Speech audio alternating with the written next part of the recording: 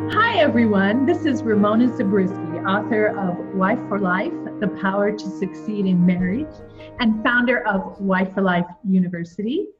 And I'm here today with members of my dream team to discuss some Wife for Life Real Life, we call it, which is part of our Wife Support series, our video series, our YouTube series, our blog series. However you get to us, we're just glad you're here. And today we have a really interesting topic that seems to have been popping up now and then in my conversations with different women. And I think it's kind of interesting, fascinating, even a little fun. And it's the phenomena that I'm going to call the dad nap. You know what I'm talking about? The dad nap. It's a little irritating to wives and perplexing, and actually can become a source of contention between a husband and wife. So we're going to try and dissect it, figure it out, not only what it's all about, but what we can do about it as wives, or, are we supposed to do anything about it? That's what I'm here to find out. I'm going to turn to my dream team to see if they've had experience with this or any ideas on how to handle it. And I think we'll start with Brooke. Brooke, I know you said you've heard about the dad nap in some conversations between you and your friends. You want to share? Yeah, the reason it stood out in my mind was because I heard it across the nation. Once when I was out in the Midwest, and then once on the West Coast. So I was like, oh, this must be like a thing that people are now naming the dad nap. But I knew exactly when I heard dad nap. When we hear that, we kind of... No matter what you call it, I was like, oh, I know. It's when our husbands in the midst of what is obviously to us a lot of stuff going on, a lot of needs in the home or in the family, and they just kind of check out, right? Is that what we're talking about? That's what I understand it to be. They go off to take literally a nap, or maybe they just go off into their man cave, as that, what some people call the man cave, whatever. They disappear, and when it's obvious that we still need them. Or sometimes they don't even disappear. They're just on the couch. The kids are on top of them. I mean, they don't necessarily even have to disappear. Okay. So what's the big issue? What's the problem with the dad nap? Sarah, how do you perceive it? Well, in my own personal experience, I think the struggle is a little bit of just the disappointment of not having some communication or some thoughtfulness of each other. Is this a good time to take a nap, or when might be a good time to do it later on? Or can we have some sort of compromise where we work together and then we each relieve one another in our own way? For a wife, maybe a nap's not what she needs. Maybe she just wants more help with some of the chores, or maybe she wants to get out of the house. Or maybe in the male's case, maybe he wants to get out of the house from sometimes the loudness or the chaos of children, or whatever the needs may be. But I think at the fundamental level, it's just consideration of one another, and the lack of that maybe at times. That's so irritating. Emily, do you have any experience with this? I do. The weekends are great times for dad nap around here. My husband works very hard during the week, which I commend him greatly. And but so do I. And so both of us can tend to get exhausted on the weekends. We're with the kids a lot, and we do a lot of activities as well. So sometimes on those weekends, dad just goes and takes a nap, and it's for hours sometimes. And I'm thinking, I have to make dinner, take care of kids. I'm taking care of the house, doing all these things, and he just gets to sleep. And so I think until we look at this a little more closely, like Sarah said, it can show, or seem to show, a great lack of consideration for your feelings, and can leave you just very disenchanted, very confused, sad, very, this isn't fair to me kind of a feeling. And I've heard this also expressed from some of my friends. Okay. All right. So it is a phenomenon sweeping the nation. Yes, the dad nap. Okay. They all have the disease, the dad nap. It's for epidemic. Thanks, Hannah. You just named the disease. Is that what you called it? No, yeah, it's not a disease. It's not an epidemic. That's hysterical. All right. So what is it all about? What's going on? why do you think this is happening, or why does a dad or feel like he can do this, and how does he do it? How does he go to sleep when he knows what's going on? It seems so clear. Brooke, what do you think? Well, yeah, I'd like to, so I have been frustrated in the past many times about the dad nap, but recently when I just started hearing this phrase, I was actually pretty shocked. And I felt for the husband, so don't burn me at the stake here, but but that's only because my perspective has changed since reading Wife for Life and taking Wife for Life University and learning a lot more about men and how they operate and where they're coming from. And so I think it's easy with the dad nap and other types of topics like this to jump on, and we are empathetic. As we've all explained here, we've experienced that frustration. I feel like we live in a little bit of a husband bashing world, so it's easy to jump in and be like, yeah, he's such a punk, like he doesn't care about me, he doesn't even love his kids, they're jumping on him and he's just sleeping. Or it's easy to husband bash. But I was taken aback when I heard it, because I have learned that men operate in a way where they work really hard. Like Emily was saying, her husband works really hard as well as she does through the week, and we are exhausted. And men work, and then they rest. And if they get that time to restore and rest, they are ready after that rest to hop up and do more work, because that's how they feel, successful and like they have a purpose. And so that was my first thought was, right. I just don't understand, So yeah, they're being misunderstood in a lot of cases. We can't say every case, but in a lot of cases, it's probably being misunderstood in that the male biology, his heart and his hormones require him to act, intensively focused, to act on a certain task, rest, and that can be a conversation, by the way. Even just a conversation can be that act. So act, rest, restore. The testosterone, the hormones are restored. Now we're back up to acting and resting, restoring. And this allows them, Mother Nature's designed them so that they can zoom in with laser focus and do something, intensively focused kind of thing.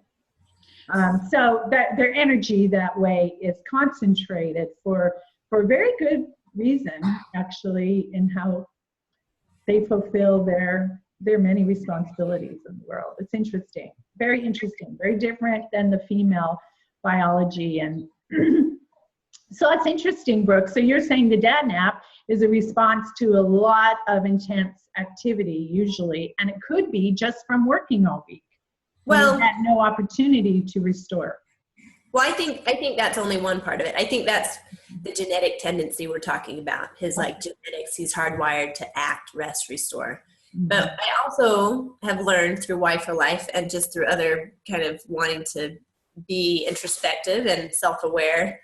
And like I said, all the time before that I was frustrated about it, I was not prepared to look at myself and see how I was maybe adding to the situation. So when this was brought up recently, now that I have all this Wife for Life knowledge, I also started thinking, well, what am I really mad about?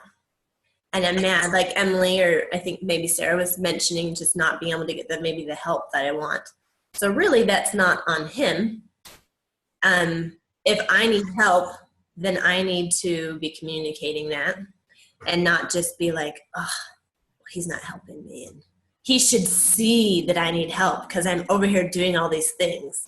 That's not me taking responsibility for my communication. And we talk about in Wife for Life how to best request for things and communicate that. The other thing, one more thing too before I stop is that in some ways I'm very jealous actually because I know that men work this way, act, rest, restore. It's like almost ingrained in them But as a woman, I'm always go, go, go, go, go. Right. Eat, you know, go with the kids, clean up that mess, make the next food. There's just a long list of things to do, and that's fine. I love my life. I love my children, but it is just it's an ongoing list. And I have to be more assertive to take care of myself, because I'm not necessarily always thinking that, oh, I really need to take a rest, or I'm going to be like snapping at the kids, and I don't really want that. So where him, it's almost more of just a natural tendency to be able to take care of himself when he's tired, so that he's able to then perform up to his highest ability or whatever when he's done resting and restoring. I have to consciously think, I need to take a break for a minute. So it's almost, when I always used to get frustrated, and I'm realizing now that it's probably, I was a little bit jealous, like, oh, he takes good care of himself and I don't take good care of myself. I'm just going until I'm just like a string, a scraggly string that's just going to bark and snap and not be the person that I love that, the tight string, you know, when he goes to take his nap, it's the opposite. It's like a bow and arrow, and the spring has gone out of his bow, his bow, and so it's become lax, and he needs to restore himself in order to tighten that string again, so he can boing one more time, and he will boing back like a rubber band boings back with that opportunity. How fascinating that you turned that on its head. I congratulate you for taking your Wife for Life principles and learning to do that, and to change your whole perspective and thinking, wait a minute, the issue is here, I'm not taking care of myself as well as he does, and I'm jealous that he can do that, and it doesn't come so naturally to me, and I don't have a backup system here that I can just check out and do that. That putting the circumstances that are so irritating and annoying to us as women in that kind of light, in that kind of perspective, turning them on its head, man, that's just so, so powerful. We go from being victims to being very powerful. Hannah, you had something to say, and then Sarah has something to say right after you. What did you want to say, Hannah? Oh, just kind of reiterating some of the things that have already been said, but I feel I can see in my own husband, I see that not only does he work hard at his job, but he has so much else on his plate that doesn't come naturally to him as well. And with like relationships and with other people, not just with me, that can be very draining on him. So not only is he going to work, which, and sometimes as women, we're like, okay, he goes to work for us, one point or whatever, but really going to work and interacting with all the people and taking care of this and thinking all of this is so pulls and just drains him. So he naturally knows to, like we talked about, refill his bucket.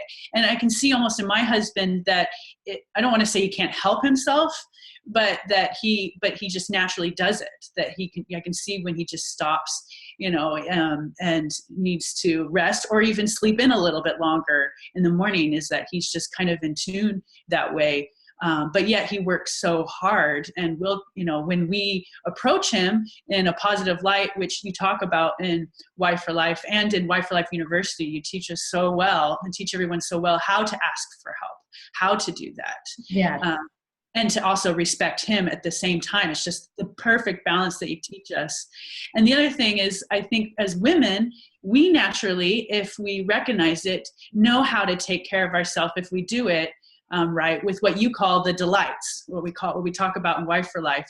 And we talk about this in Wife for Life University as well. It's really fun and such a powerful thing when we talk about women's delights, which are things that we enjoy doing that fill our bucket, but we can do throughout the day, little by little and little by little. And it just naturally, if we do it right, can fill our bucket constantly. Keeps our happy energy up. Yeah. Right. But for a husband, he doesn't, for a man, he doesn't have these little, delights that refill his bucket. He does the act and rest. And for us women, if we focus on these delights, which are such a fun thing and really, I believe, are so important for all women, even if they're not married, this idea of delights and taking care of ourselves. And when we do that and we understand our husband, it becomes such we become that grand marriage that you're talking about. I think it's so It powerful. goes a long way. It goes a long way towards that way. end. You lose the negativity, you lose the push. And, you know, I was thinking about in my life how often I try to correct my husband for things and do these things. And I realize he never does that to me. He lets me do my thing. And I think often we need to respect that, and we work together to create this wonderful grand marriage that's just so powerful. So powerful. Amen, amen, amen. Sarah?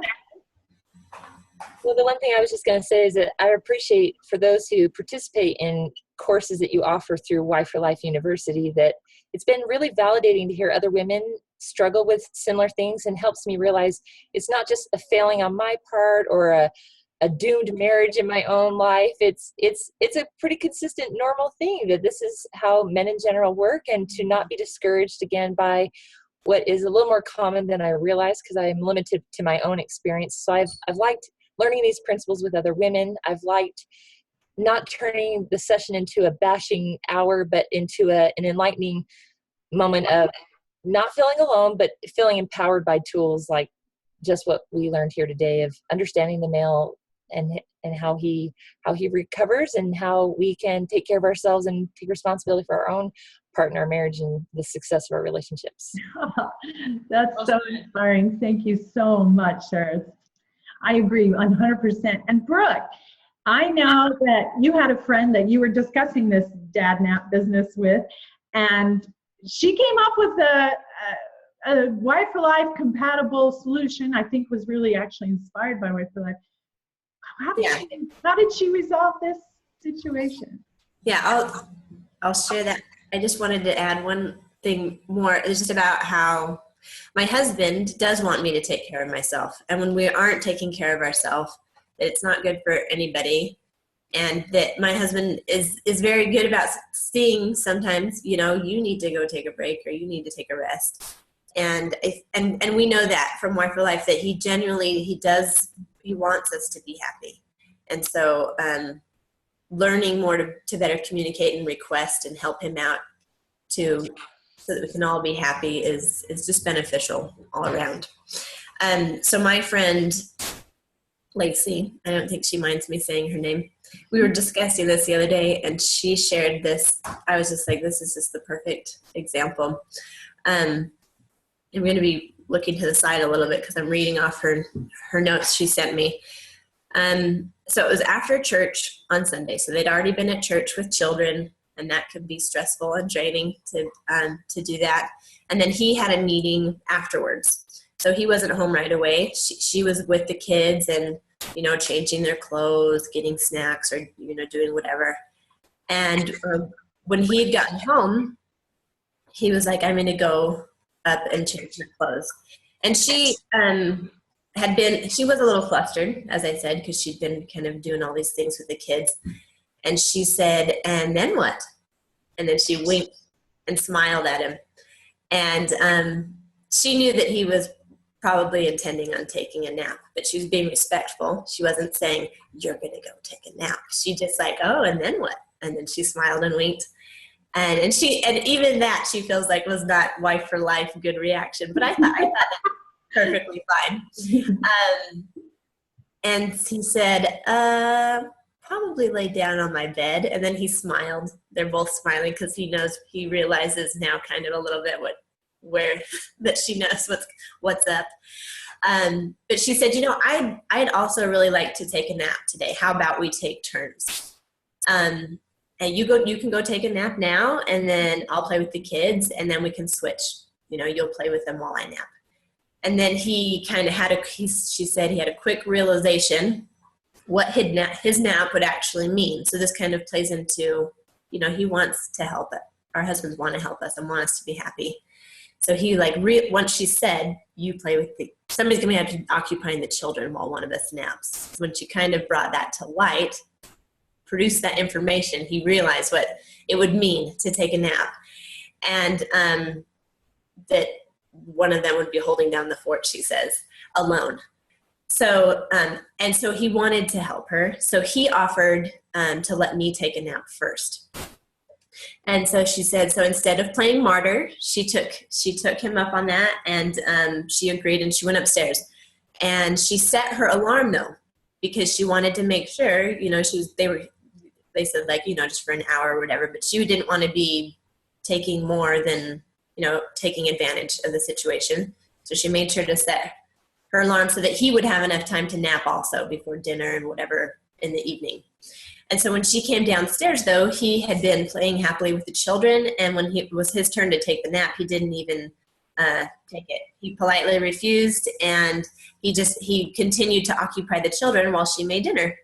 So in the end, he didn't even get a nap, and she got one, and no feelings were hurt. Nothing was hardened between them, and he got to rescue her, she says, and that made him and her both feel awesome. All right, bravo, Lacey. Absolutely fantastic. Let me wrap this up by inviting our watchers, viewers, listeners, followers, readers to take a nap. No. What I want respectfully ask for a nap. I really want to encourage you all to learn more about the things we're talking about. I hope they've inspired some ideas and that you can actually act on right away. But there is so much more to Wife for Life. Pick up the book, Wife for Life, The Power to Succeed in Marriage. It's on Amazon, an audiobook, paperback, ebook. But I also want to invite you to join us at Wife for Life University. We have an amazing experience there in meeting as women to learn and discuss in depth Wife for Life principles.